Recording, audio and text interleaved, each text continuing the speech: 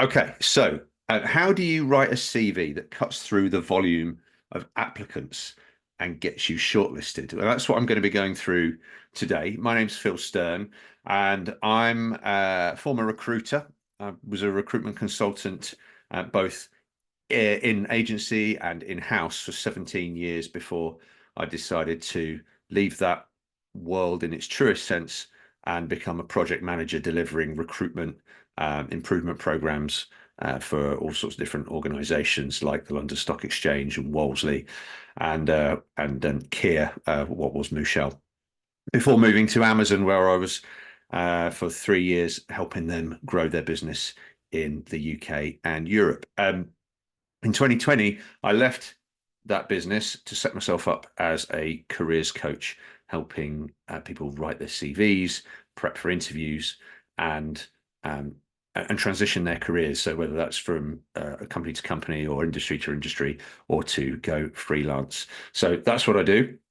And today I'm running this session for specifically for people that are at risk of redundancy at LKQ Euro Car Parts, following the news that a layer of management has been put into consultation for redundancy. So that's why I'm running this session.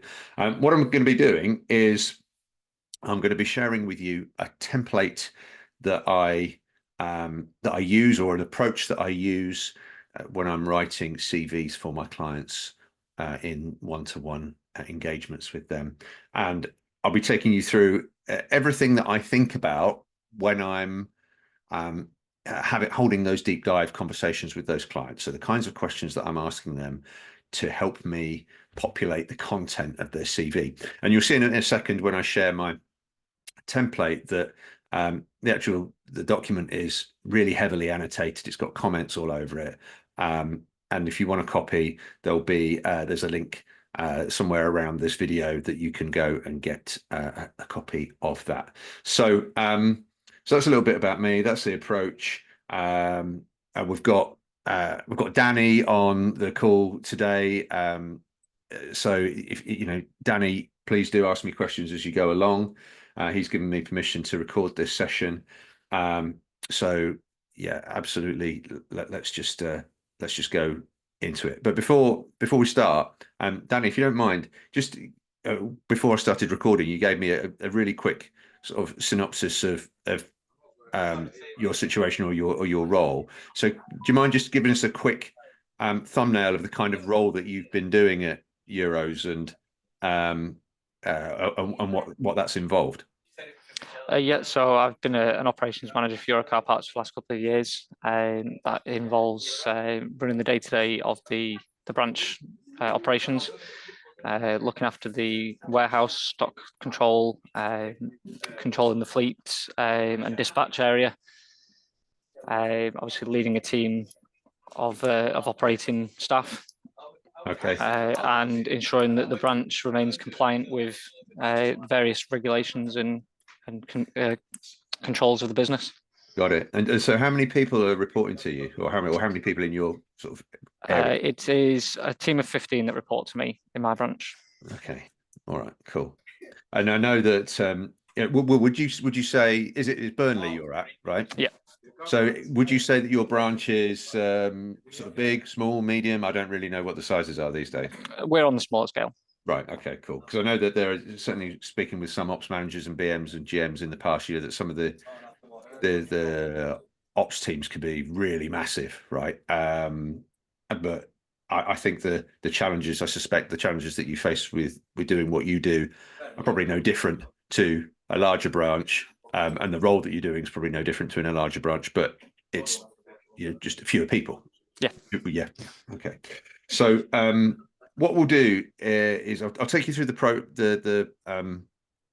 template, but as we go, if it's okay, I'll ask you a few questions that will help the other people, or your answers will help the other people who are watching this playback understand what they could be putting in their CV. So I'll use some of your answers and my experience to help with that. Is that okay? Yep, that's fine. Cool. Okay, so let's dive in then. So I share my screen accordingly. Share. Right. Okay. So I'm not quite sure what you can see, but hopefully you can see me alongside my screen share. Can you see that? Yep. Yeah, cool. Okay. So what I've got in front of me here is my CV review and content guidance template. All right. It's literally a couple of pages long. And that's not to say that that's how long your CV should be, but it's the kind of the starting place for you to write a CV that cuts through the noise. And I think that the challenge that people find is that most people haven't seen other people's CVs, right? At ops manager level, you will have no doubt recruited people, right? But you won't have recruited people at your level. Is that fair to say? Yep. Yeah. Okay. So the kinds of people whose CVs you're probably used to seeing will be your warehouse ops, your drivers, and whatnot, the team leaders. Yeah, that's correct. So I think it's probably quite typical to say that when we're writing our CVs, we don't have an awful lot of other reference points for what good should look like at our level, only maybe some ideas of what we might have seen in people that we've been hiring that aren't at our level. So what I want to try and do today is kind of uncover some of what good looks like at a managerial level. Okay, and I'm going to go through it kind of section by section. You can see I've got kind of the contacts bit at the top and then a bit of a profile and core skills and experience and whatnot. I'm not necessarily going to go in that order. I'm going to come back to profile and core skills. The reason being that when I'm writing a CV, and you'll find this yourself, the obvious place to start, you'd think, would be to start at the top and work your way down. But actually, it can be really hard when you're fresh to writing your own CV to kind of come straight in at this profile bit and then say something intelligent and compelling about yourself and what you do. So, what's actually a better way to do it is to write everything else first. So, write all of your experience stuff. And then once you've done that, you've kind of you're in the right kind of place in your mind. You've got the right mindset to be able to kind of consolidate everything that you've done and turn it into a profile rather than going the other way. So that's the way I'm going to take you today. But I'm going to start off with this with a few general points, right? So um, uh, another common mistake that people make with their CVs is they don't make it very clear at the very top what what they do. So as a manager, you might open the CV and it literally will just say a name and hopefully a phone number and maybe an email address and a place that they're located. Um, but we don't know what they do or who they are until such a point that we get into the experience. So as a recruiter, my experience is that I want to start getting kind of mental boxes ticked very quickly to grab my attention. So you've probably heard recruiters say things like, I give the CV a 6-second scan or a 10-second scan or whatever it is. And this is very true, right? Because when you're looking down the barrel of 100 applications, you're just not going to sit there and read it word for word. It's very, very slow and quite challenging to do. So what you're actually going to do is just kind of literally flick through it and kind of have the cursor scan down. Back in the day, of course, I'd just have a paper copy, but kind of just scanning down it almost with running my finger down the middle of the document, looking for things that are going to jump out at me and go, Phil, I need to read this in more detail. So there's a few ways to do this, right? The first is in this bit at the top here, which is quite often kind of wasted kind of page real estate, is to include right next to your name your job title or the job title you're going for. So Danny, if you were going for a job as an ops manager at another motor factor, then you would put in here operations manager. If you were going for a BM role, maybe in a smaller outfit, then you could put, ops manager, branch manager, or ops manager, assistant manager, slash. So you could perhaps have a couple of different things here, right? So I'm just going to put this in here. So you could put operations manager. By the way, my typing is terrible when I'm on show. Operations manager, branch manager, right? Something like that. And by the way, I've kind of used this font at the moment, which is Century Gothic, but I think I'm going to change it to Calibri because it's a little bit smaller and arguably a little bit easier to read. So operation manager, branch manager.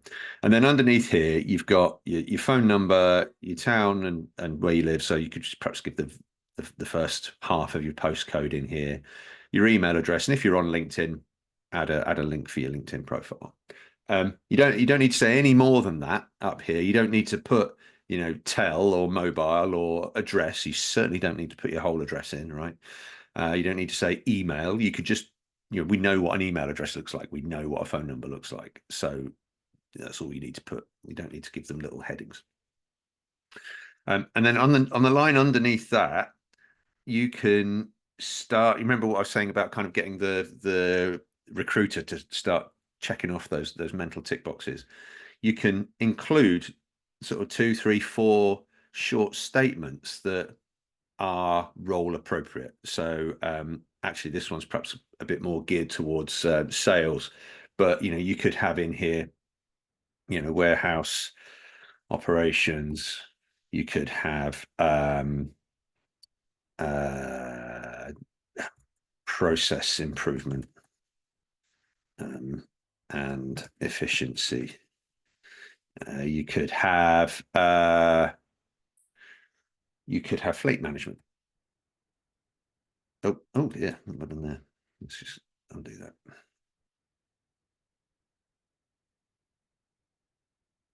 Fleet management. Yeah. That's just from what you've told me and a little bit about what I know about that kind of world, right? Compliance.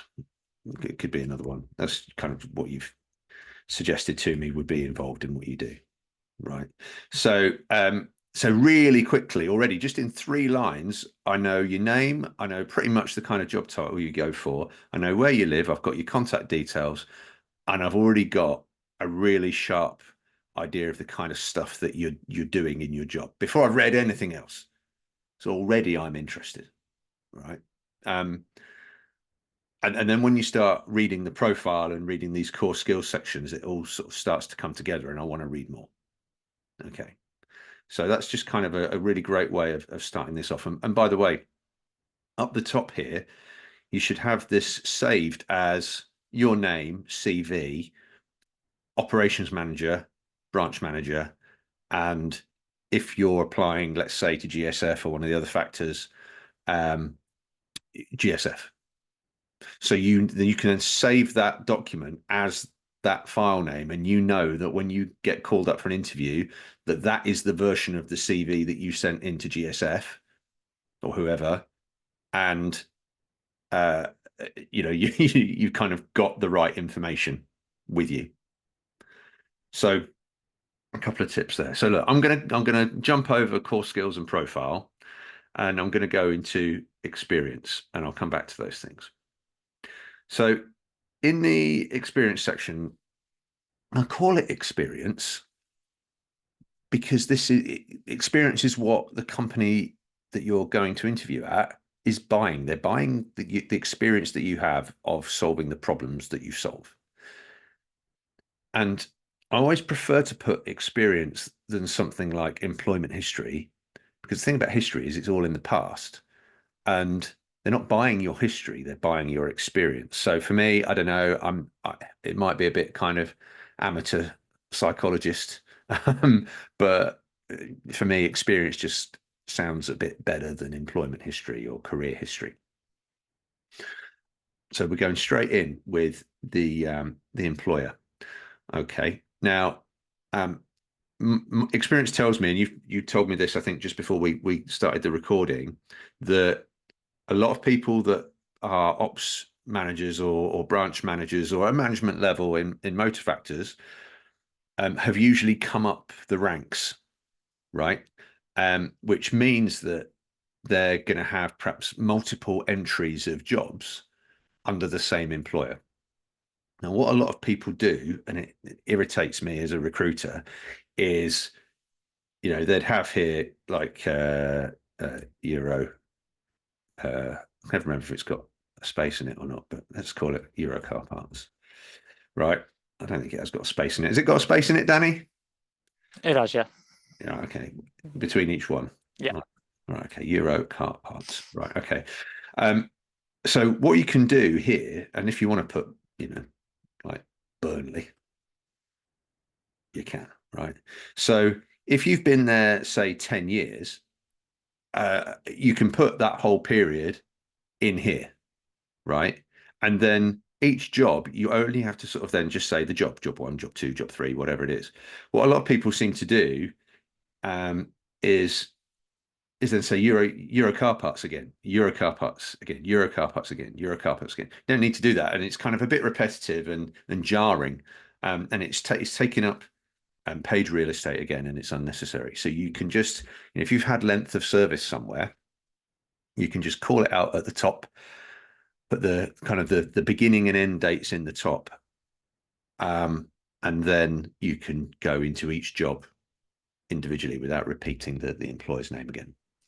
If you had broken service with the same employer, Yeah. so if you'd gone to a competitor or you'd taken another job elsewhere, would you list those two terms separately? Yeah, absolutely. Yeah. So say, I mean, when I recruited at Unipart, um, I mean, it's the nature of the industry, right? I think that people do kind of move from factor to factor. At least they certainly did back then when there were lots of them, particularly all the regional ones that got snapped up by the alliance or were part of the alliance and GSF. Um, so they would move from place to place. Um, so yeah, it is important that you break those out. Um, so, and you also see people kind of move, so they come back to whichever company it is. So they might have been in euros for a bit and then gone somewhere else, and then come back to euros. And it's how the industry works, and people move all over the place. But yeah, definitely break them out. But same applies. If you've had a couple of jobs in this period, right, of employment with one company, do what I've just said. And then do the same for the prior employer. And if you were with the same company before that, euros again in the past, then just start it again and say euros, and then drop down the different jobs that you've had.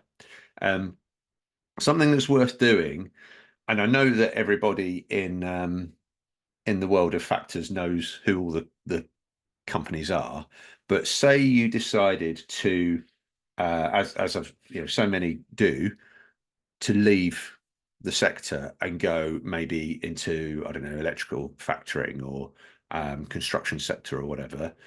Um, it's really important to include a little bit of blurb, just one line or like a half a line on who the company are that you've worked for, right? So, if you go and work for a competitor, everyone knows who Euros are, but they won't necessarily know everything about your branch. So, what this is about is kind of providing context for the reader to go, right, okay, so Euros is, owned by LKQ. It's got X number of branches across the UK. They're turning over however many millions it is a year. And I'm based out of the Burnley branch. And you can do the same for every company that you've worked for, just like a headline of who they are. And this comes into play. I see it a lot when you've got people that are moving between industries. You can't expect the recruiter to always know who the company is, right? You've got all the context in your head. So the context needs to come out of your head and onto the sheet of paper so that the person who's reading it doesn't have to assume something, and B, so they can actually get the knowledge that you want to share with them.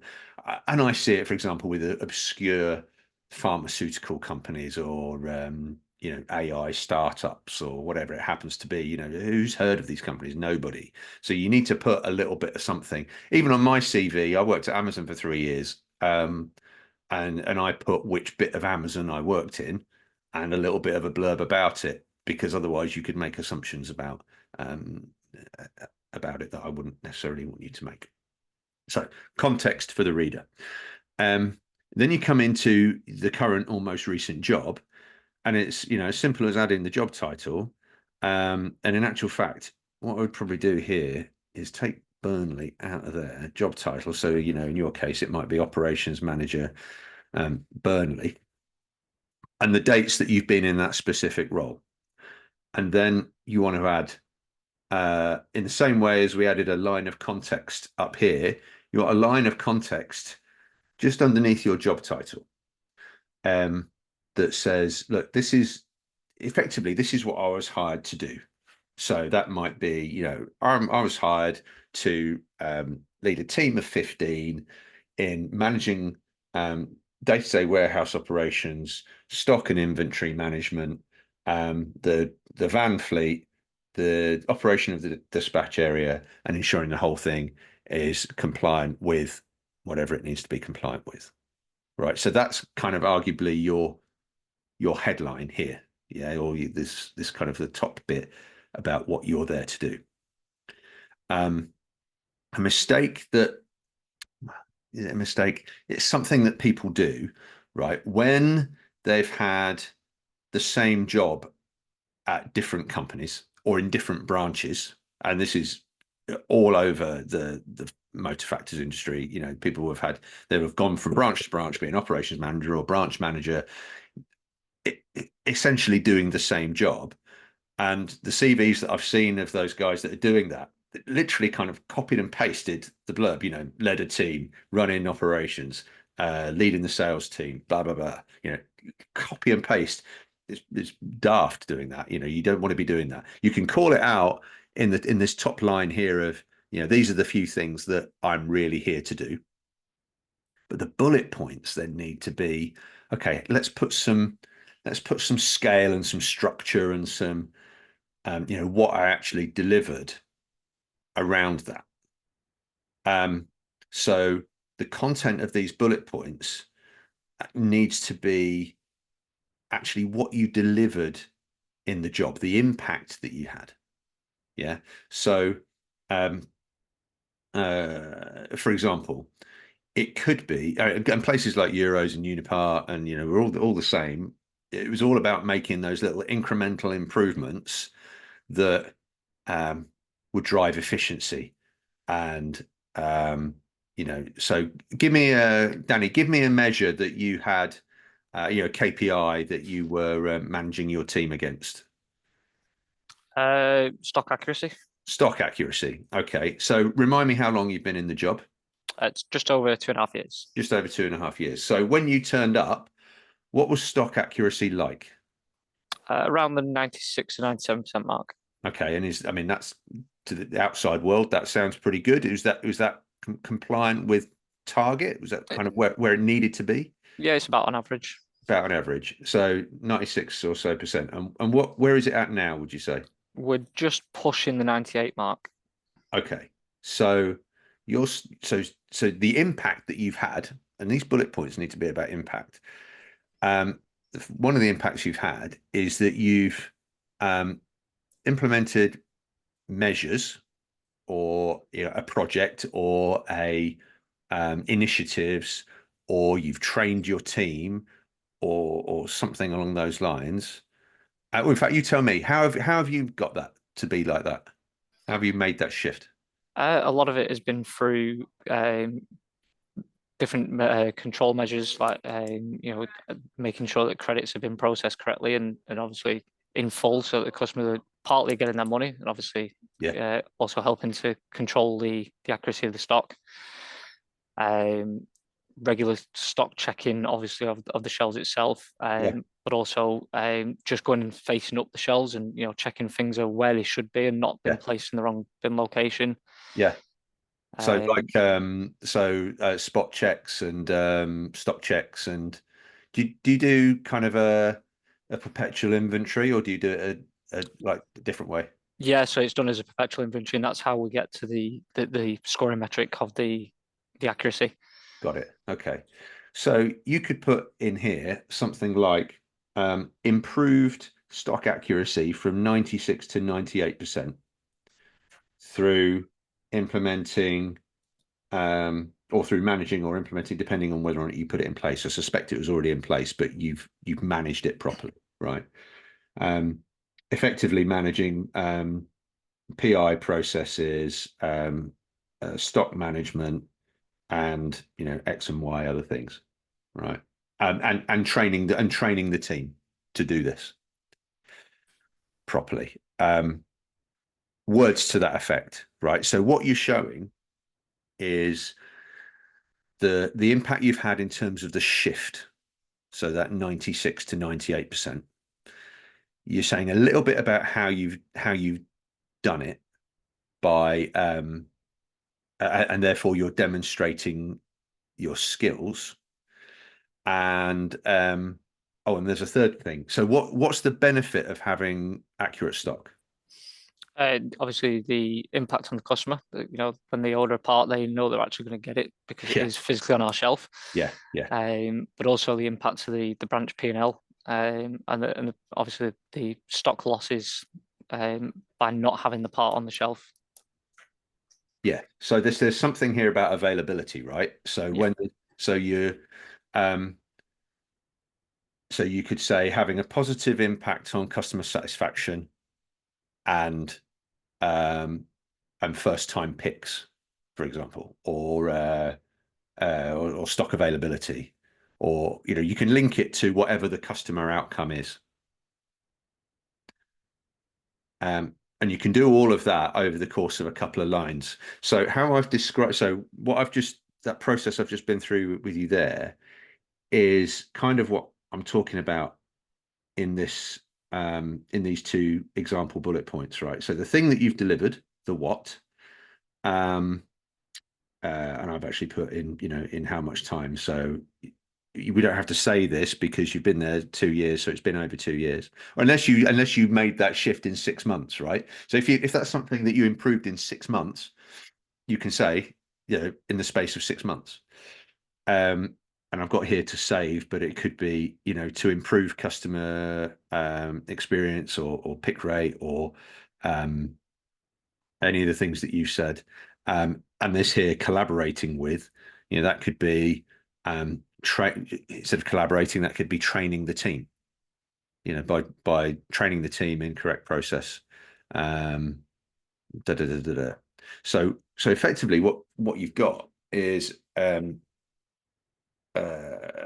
kind of a sorry, bear with me a sec. Might just edit that out. Um, the the structure is sort of using some of the answers to these questions to build your bullet points. So what did you do? How did you do it? When or how long did it take? Why it was important? What was the outcome? That sort of thing.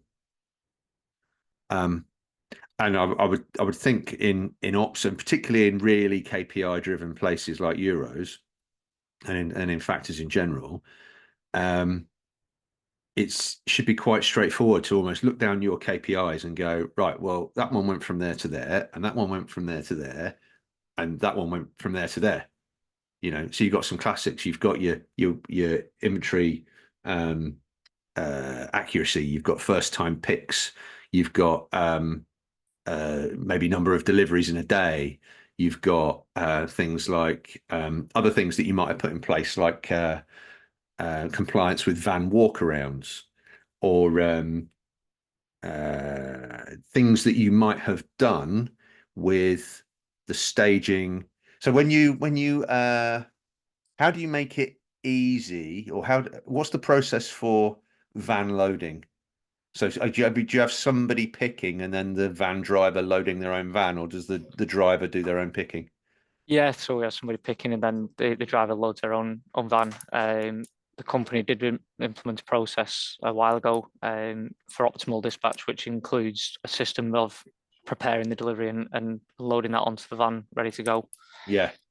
Yeah, so it sort of stays so that it's picked and kind of, I think in Amazon terms, we would call it staging it. So it'd be staged on a pallet, ready for the driver to come in and basically hoof it all into the van and off they go. Yeah. So have you done anything in your own branch to kind of make that really work for your guys? Mostly just tweaking so it sort of fits the layout of our dispatch area and the the way our branch operates. Yeah. But it's sort of been designed as a standard operating procedure. So it's Okay. almost following the procedure, but obviously tweaked to suit. Okay. And do you think that sort of thing would be of interest to um, a hiring manager looking to bring somebody like you in? Absolutely. Yeah. Okay. So you want a line in there, something about uh, implementing standard operating procedures, brackets SOPs, including this one, that one, and this one, um, tweaking for the layout of the store, or tweaking and optimizing for the layout of the warehouse, or something like that. And then if you can attach a measure to it, whether it's speed of loading or whatever the KPI is, if there is one, then all's the better. So it almost doesn't matter that you've implemented an SOP and that SOP has delivered the thing. What's important is that you've implemented it and you've managed the team who are doing it, because there'll be other ops managers that out there that would have gone, well, do you know what? That's crap, that SOP. I'm not doing it like that. I'm going to do it my way. But I think companies generally want people to follow SOPs, unless you can say redesigned an SOP. And I've seen this in your sector and in places like Amazon, where somebody who's close to the work says, "Hang on a second, though, if we made this little change to this SOP, then we could do this or that more quickly or more efficiently." Have you got anything like that you've done? Not that I can think of off the top of my head at the moment. Have a think about it, because there may be something that's, however small, um, in the process that you do, that you've tweaked, that just saves a couple of minutes, or just improves the relationship between your team, or the fact that you go, well, tell you what, we're supposed to do a PI every week or every day or whatever it is, but actually I found that if I do it this, then I get a more accurate picture, or whatever it is. So have a think about what you've tweaked yourself, to a bit like what we were talking about with the stock accuracy, right? The things that you've done to to make stuff work in your own operation, and use this same kind of approach to describe it. Because I think what a lot of people do, it kind of comes back to what I was saying earlier, is I think a lot of what people do, I know it because I've seen them. They'll take their job description and if basically copy and paste their job description into the CV, and then the job description becomes the CV. Does that sound familiar at all? Have you ever done that? Yep. Yeah. Okay. So, I mean, on the face of it, there's probably nothing wrong with that, but it's what everybody else is going to be doing. So if you've got, say, in this situation where you may have 10 ops managers, all with the same job description, dropping their job description into their CV and calling that their CV and sending it off. If I'm the BM or regional of one of the other companies and I'm looking at them, I'm going, well, there's no difference between these. The one that they're going to interview is going to be the one that hasn't just sort of said, look, this is what my job is and this is what my responsibilities are. The one that they're going to invite to interview is the one that said, this is yeah, these are the headlines in my job, but actually this is the stuff that I've delivered while I was there. Because if you're telling them this is the stuff that you've delivered and the impact that you've had, they'll automatically be thinking, right, okay, well, actually, if this guy's got his head screwed on, he's improved stock accuracy by this, he's improved van routing by that, he's improved this, he's stopped this behavior, or he's improved the culture in his warehouse by performance managing the team and through some rehiring, for example. Right? Have you ever had to do that? Yeah, to an extent, yeah. Yeah, yeah. Okay.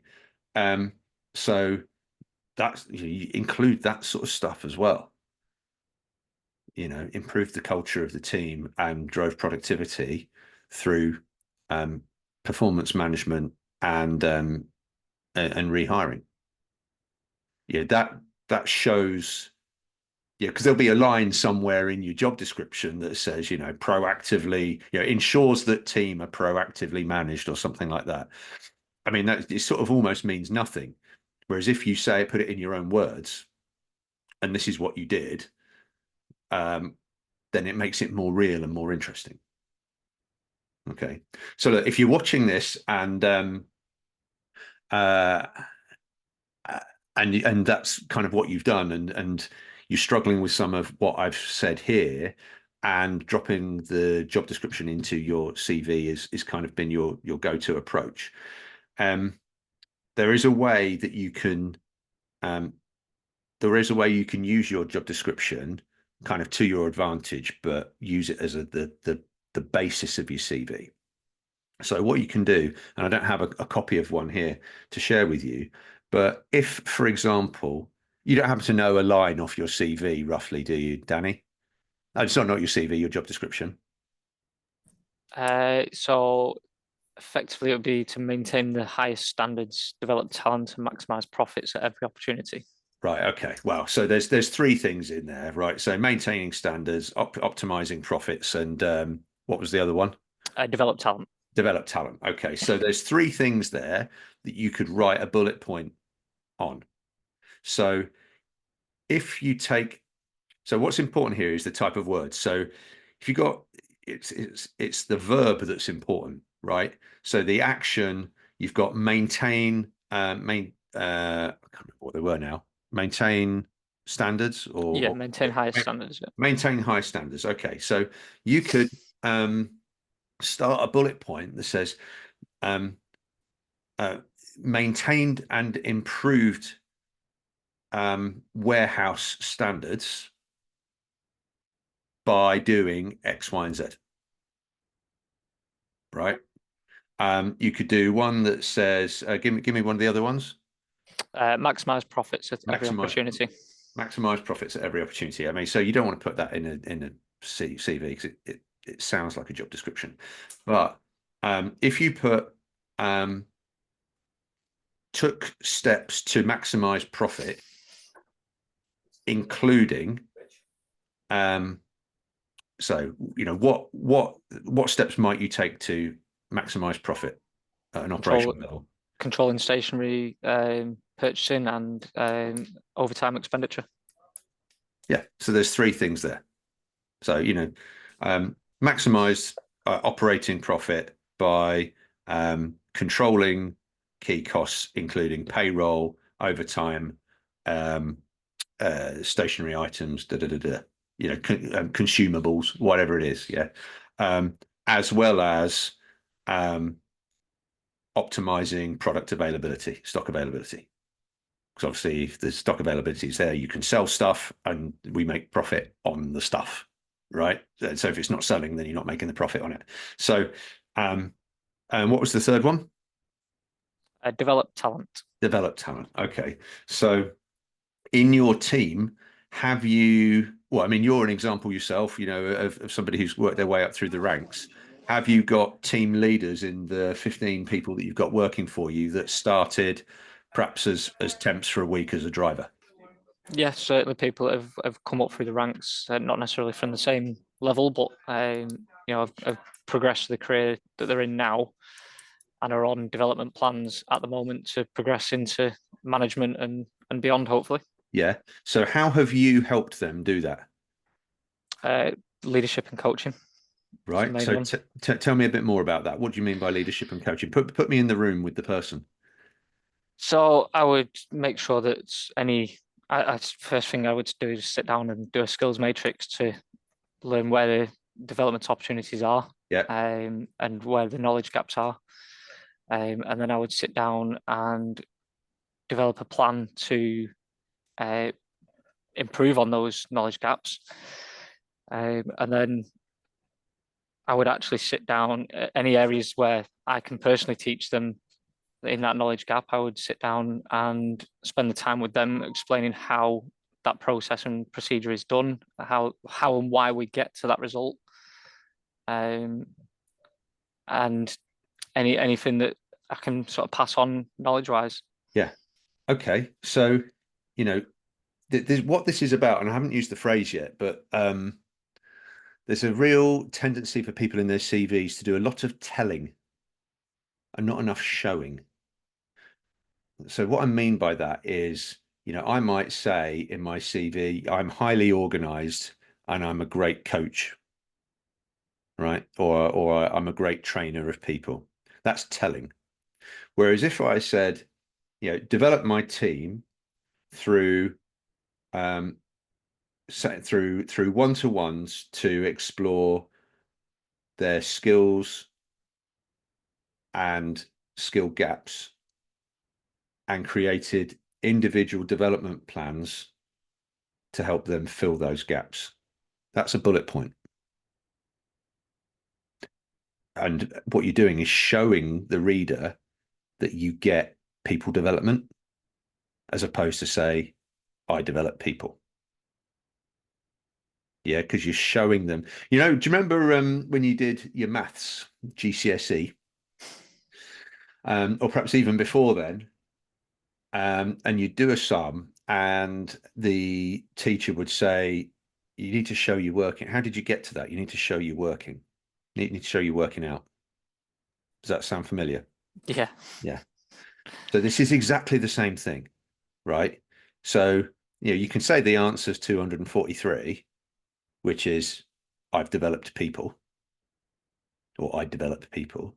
But if you say, and provide all the workings out to get there, like they do on Countdown, then you're gonna you're kind of showing them that you know what you're talking about. You see the difference? yep, So there's another bullet point there that's about uh work with individual team members um to teach specific skills, um demonstrate activities or demonstrate um, I can't think of a better word, but demonstrate processes, for example, and um, and illustrate the impact that getting it right first time has on the customer. And that could be any part of any one of your processes. But again, what you're doing there is not just showing. I'm saying that I'm a trainer and a coach.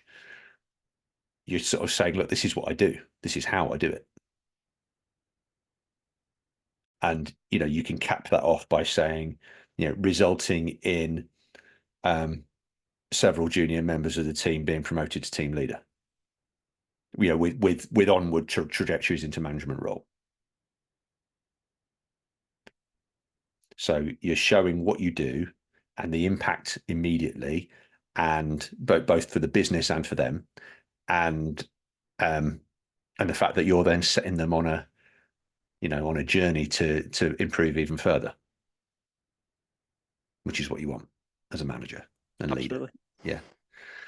Um, so how's this going for you so far, Danny? What have you learned? Yeah, it's been really good. There's definitely about the experience. I'm certainly one of the examples where I would have probably outlined each role of my previous career within, a business. I would have itemized each job title separately. So I'm definitely going to make that a little bit more concise and easier to read. Mm. But also, like you say, showing examples, I probably would have just sort of outlined not so much my achievements, but my what was what I can bring to the table from that role, Mm. rather than showing that by examples. Yeah, yeah. And what it will do actually is by going through that thought process for your CV, it will help you kind of open because you have to do some thinking, right, to remember this stuff. Better to do that thinking when you're writing your CV than when you're in front of somebody having an interview. Yeah. If you've already done a lot of the thinking, then it's very easy for you to go, well, yeah, actually, there was, so give me an example of a time you developed somebody.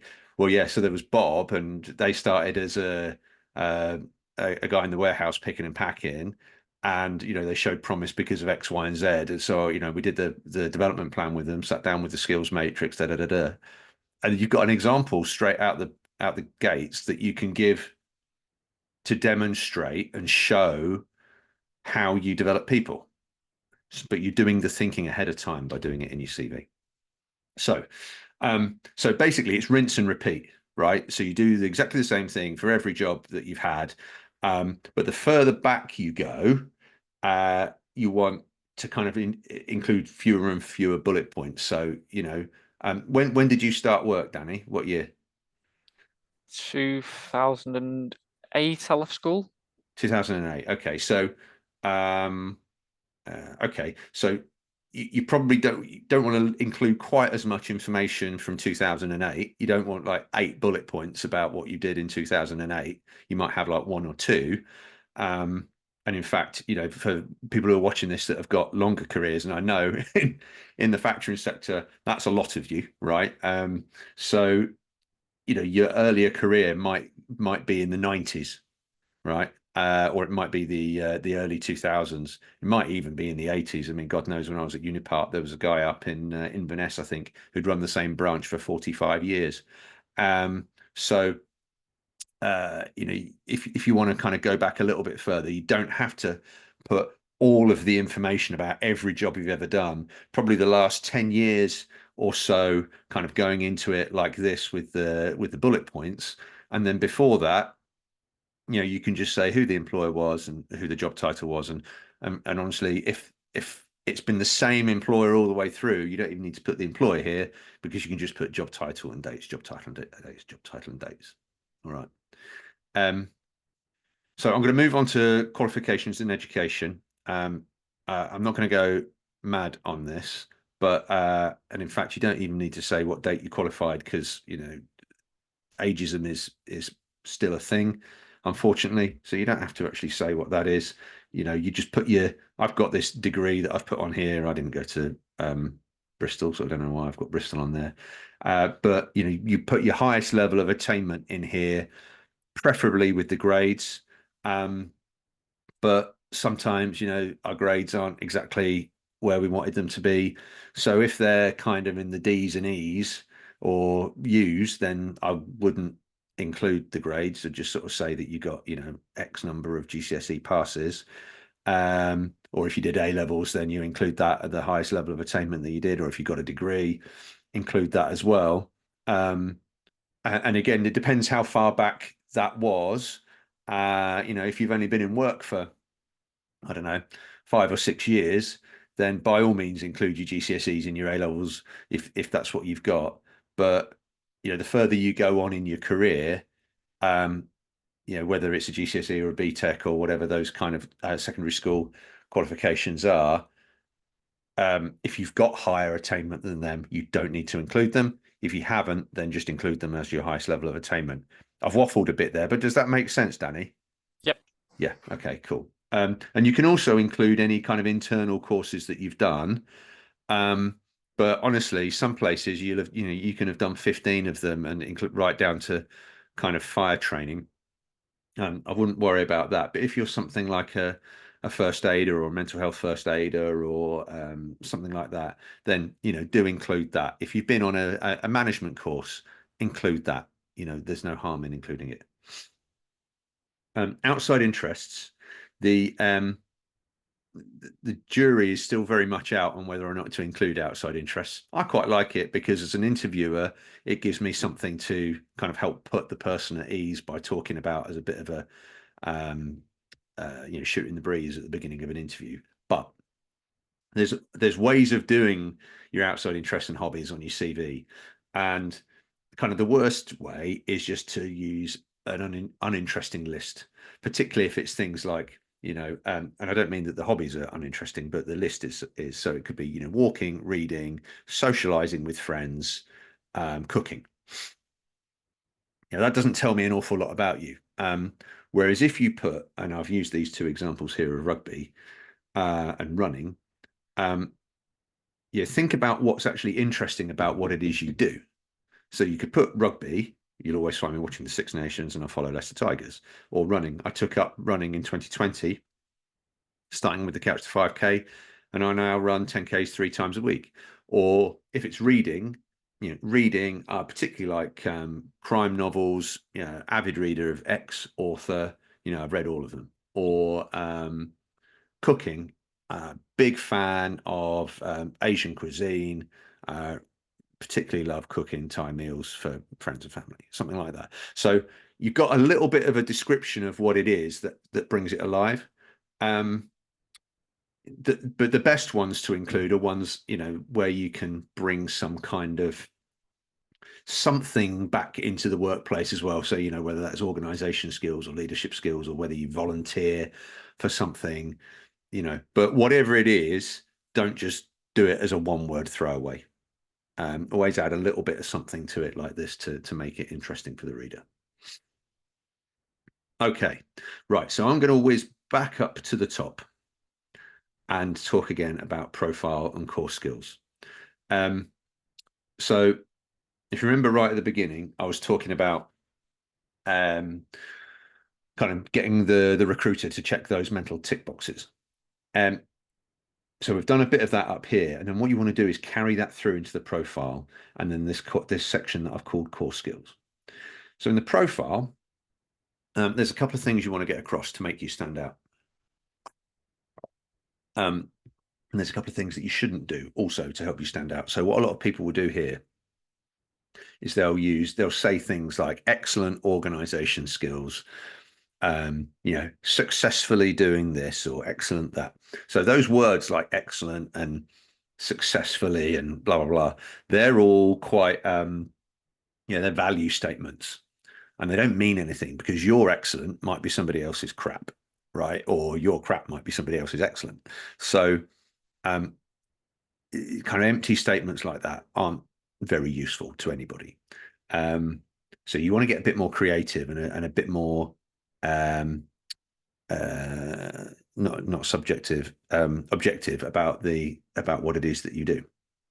So in the first sentence, you're effectively saying, look, I'm an operations manager or branch manager or whatever your thing is,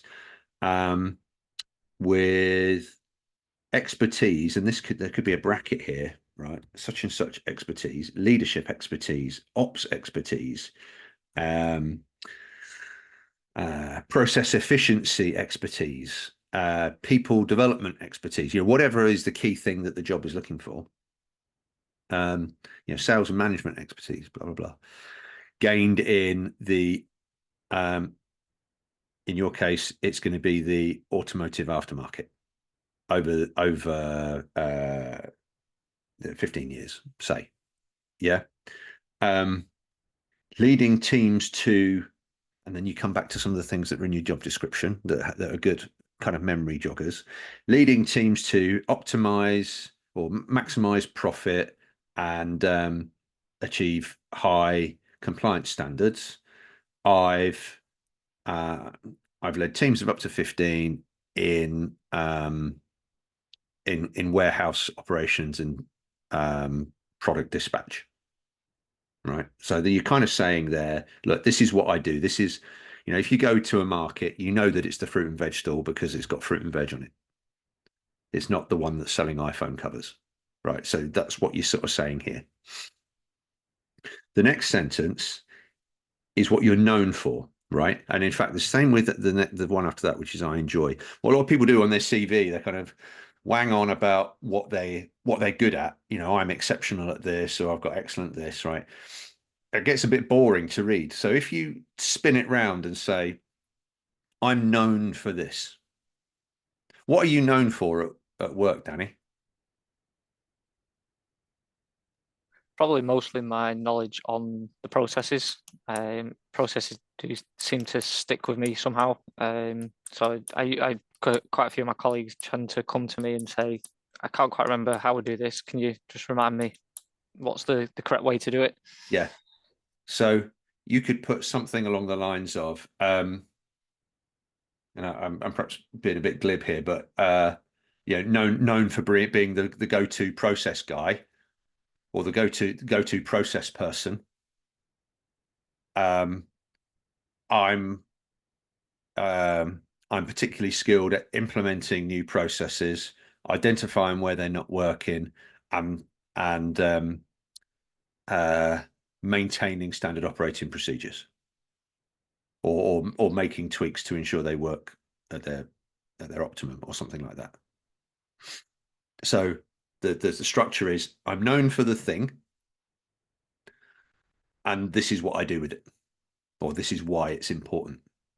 I'm known for the thing, and this is why it's important.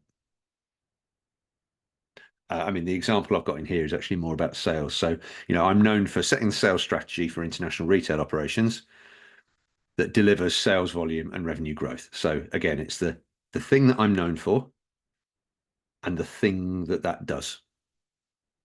And actually, in your case, the thing that does would be, to ensure um, the branch runs as smoothly and as smoothly as and efficiently as possible, um, and maintains compliance with SOPs or something like that. Yeah. Um, and actually, you could tag something on the end of it to say, which ensures um, a great customer experience and they get the right product first time. Because ultimately, that's what's going to.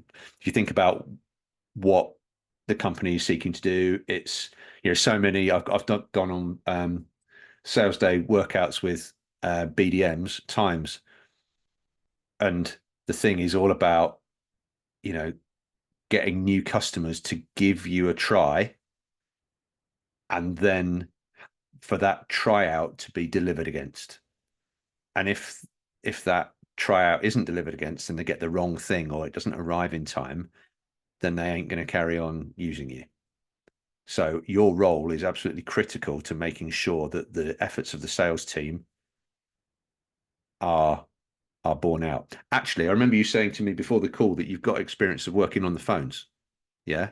Yep. So there's something in here, and I don't know if it's in this I enjoy bit or somewhere else.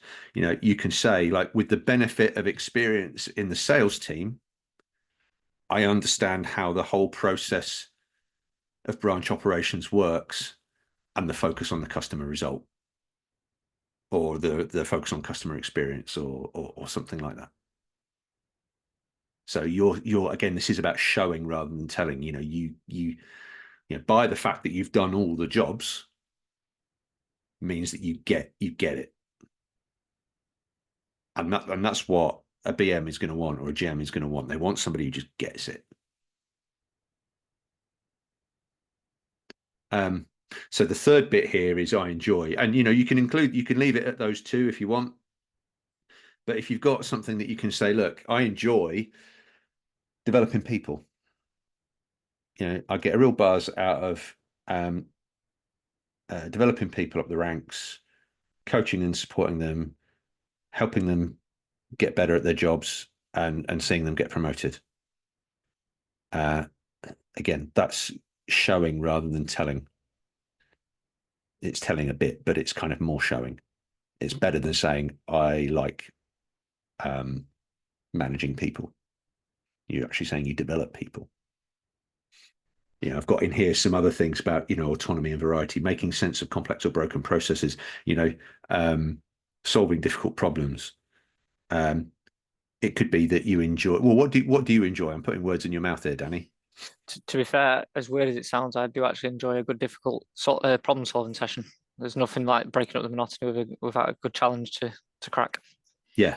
Okay. So you can put something in there about that. Do you use particular problem solving techniques, Um, or is it kind of just sort of sitting down, looking at it, and having a talk through it? And yeah, I'd say so. I'm more just thinking through the process and sort of trying to tweak to where I want to get it to, sort of thing.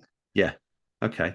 So there's definitely a line in here. I mean, you could include two things. You know, if um, developing people is part and parcel of what you enjoy, yeah, you can include two things in here because what you're effectively saying with both of these paragraphs, known for and I enjoy, again, is yeah, look, I'm good at this stuff, but rather than me telling you I'm good at it, I'm going to tell you that I'm known for it and that I enjoy it. And because I'm known for it and I enjoy it, that pretty much says that I'm good at it, but without saying it. It's just a different way of doing it that other people won't do because they will just say, you know, I'm an excellent problem solver or something a bit kind of lame like that. All right. Does that all make sense? Yeah, it does. What stands out for you in that bit? Definitely structure to it. So, like you say, breaking it up to known and I enjoy. Mm, I think that comes across a lot better than just, like you said at the beginning, just rather than saying I'm excellent at doing X, Y, Z. It's almost like you said earlier about the psychology of it. It's more interesting to the reader and it mm, perks your interest, I suppose. mm. And you, instead of thinking, right, this person's excellent at being at problem solving, oh, this person actually enjoys problem solving. Yeah, yeah, absolutely. And you know, you could wrap something around that about, you know, problem solving around branch processes or uh, customer challenges. Because we all know, right? There's always that customer for whatever reason who hasn't had that return done or that warranty thing done, and it can be really damaging to customer relations. And yeah, it's a very fickle market, and it don't take a lot for them to go and try a competitor if they feel like they're getting let down.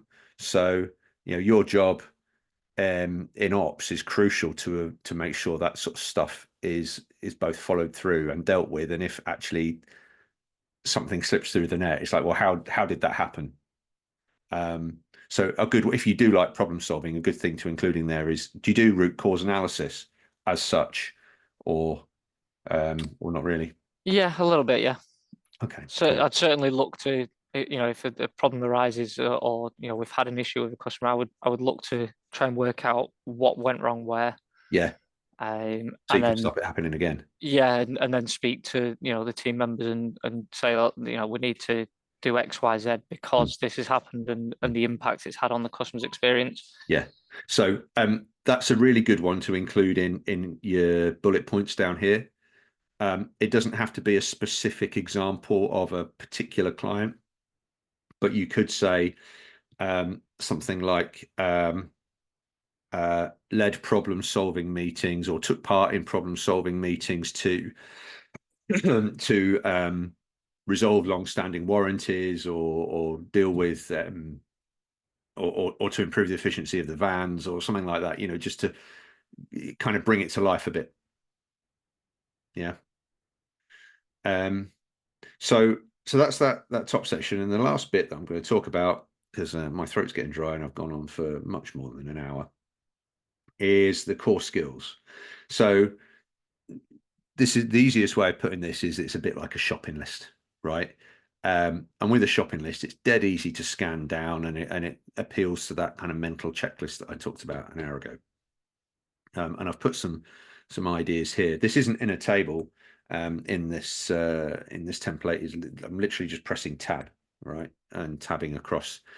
Um, but some of the things I've included are sales strategy development, sales team coaching, profit growth, blah blah blah. But for you, it might be things like warehouse management as a kind of an overarching term. But then you might also include, let's say, stock stock management, PI, and I can't remember what the other processes are, but it could be stock management, PI. You could have in here people development and coaching. You could have give me some things that you could put in here. On the spot thinking.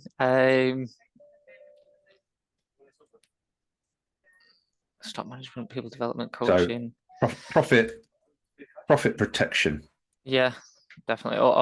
Yeah, I was going to say cost control.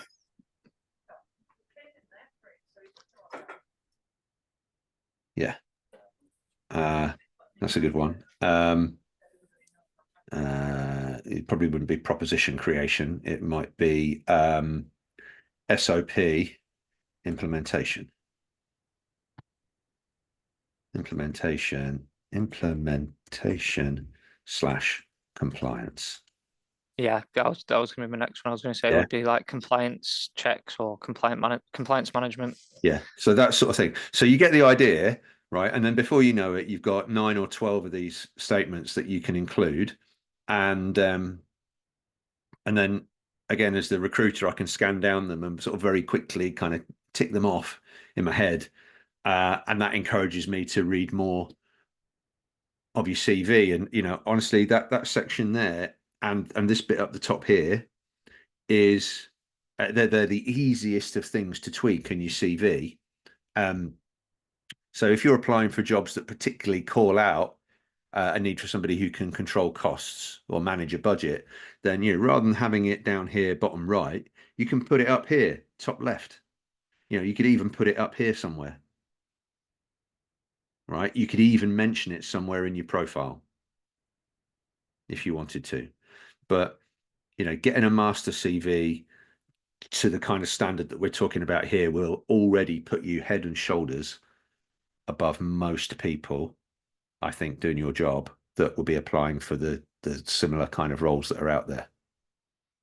And they will, and the readers will be impressed that you've kind of gone into it in this kind of way, as opposed to doing the standard that everybody does, which is drop their job description in and hope that it kind of rings bells with the reader. Okay. Any questions, Danny? No, not at the moment. I think you've covered everything for me. Yeah, cool. Okay. What's been, I know I've kind of asked you this as we've gone along, but what's probably been the sort of standout couple of things for you that you've learned today? Most useful tips? Definitely about the experience. Like I say, I would have been a prime example for just listing every single job I've done within the branch as a separate entry. So making it a bit more concise and easy to read and Yeah. sort of bullet pointing that, I think Yeah. makes it a lot more comfortable on the reader. Yeah.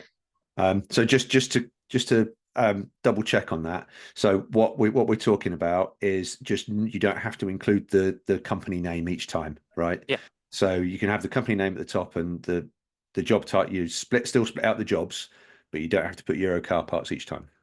yeah. Yeah. Okay. What else? Like I said before about the profile, it's the way that's sold to you as it seems a bit more personal than just Mm, a one paragraph blurb of I'm excellent at this or I've done X, Y, Z. It comes across as a much more personal touch, I think. mm. And I think it tells you more about the person that you're going to be potentially interviewing as a person rather than a piece of paper with that somebody's trying to sell themselves on. Yeah. Good. Good stuff. Okay. Thank you for that. Well, a couple of just very short points that I need to. So a little bit of sort of Microsoft Word tips here. You'll see that I've included um, two little sort of line breaks or spaces between these to create these three little paragraphs. This is really important, right? Because if you just do it all like this, how much more difficult does that suddenly look to read? As a reader, I probably would want to just scan over that rather than reading it properly. Yeah. So as soon as you do this, You can even include a little bit more space in between here, right? Um, it breaks it up, doesn't it? Yep. Just makes it a little bit more easy to scan. And the way I've done that, I mean, you can just kind of hit enter and just have a space in between. But the way I've done it, and I've done exactly the same through all the bullet points. You see how they've got line space between them, is by using this button here.